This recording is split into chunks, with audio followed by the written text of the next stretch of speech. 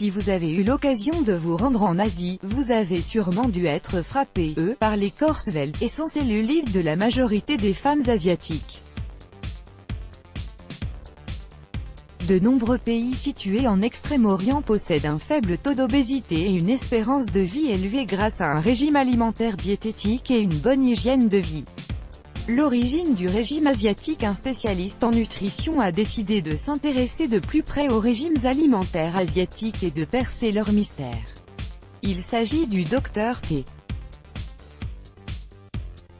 Colin Campbell, professeur américain de biochimie nutritionnelle à l'université Cornell, co-auteur de l'ouvrage Le rapport Campbell dont le titre original est The China Study. Ce livre met en avant le lien existant entre nutrition et santé et le développement de certaines maladies qui prennent de plus en plus d'ampleur à notre époque. D'après le Dr Campbell, toutes ces maladies ont un point commun, les protéines animales. Après avoir mené des études et des expériences spécifiques aux Philippines et en Chine, il a pu en déduire que ceux qui consommaient une grande quantité d'aliments d'origine animale et de produits laitiers contenant de la caséine étaient les plus atteints par le cancer du sein et du côlon, le diabète, les maladies cardiovasculaires et l'excès de cholestérol. Le but de son livre est d'expliquer les bienfaits des protéines d'origine végétale dans la prévention de ces maladies. Il affirme qu'adopter un régime alimentaire de type asiatique en calquant nos habitudes alimentaires sur les leurs est une solution à tous ces maux. Il suffit pour cela de consommer des aliments sains, frais et diététiques. Manger des produits de la mer, des fruits et des légumes. L'alimentation de base en Asie repose sur les produits de la mer, le riz, les légumes et les fruits. Le régime alimentaire est basé sur des produits simples et frais achetés au marché qu'ils cuisinent eux-mêmes afin de ne pas altérer leur richesse nutritionnelle. Ils n'utilisent que très peu d'huile et ne sont pas férus de plats en sauce. Contrairement au mode de vie occidental, la viande n'est consommée qu'en petite quantité et sert d'accompagnement seulement. Manger varié et équilibré. Les Asiatiques ont pour habitude de consommer des produits contenant peu de gras et peu de sucre. Leurs petits déjeuners sont composés de riz, de poisson ou poulet et de légumes. Ils ne mangent ni pain ni beurre ni produits laitiers.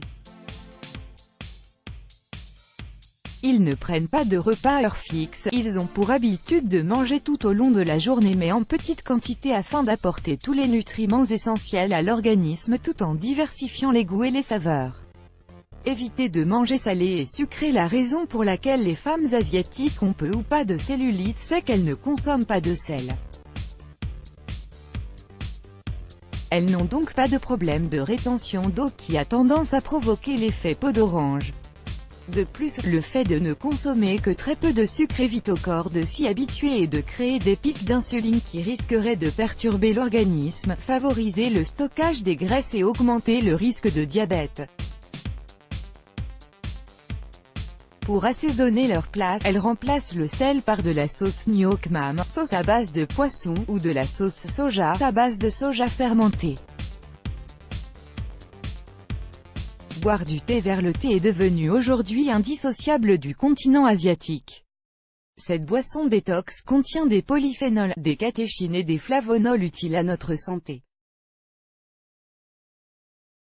Une étude menée en 2010 a démontré que les catéchines possèdent des vertus amincissantes lorsqu'elles sont associées à une alimentation saine et une activité physique régulière.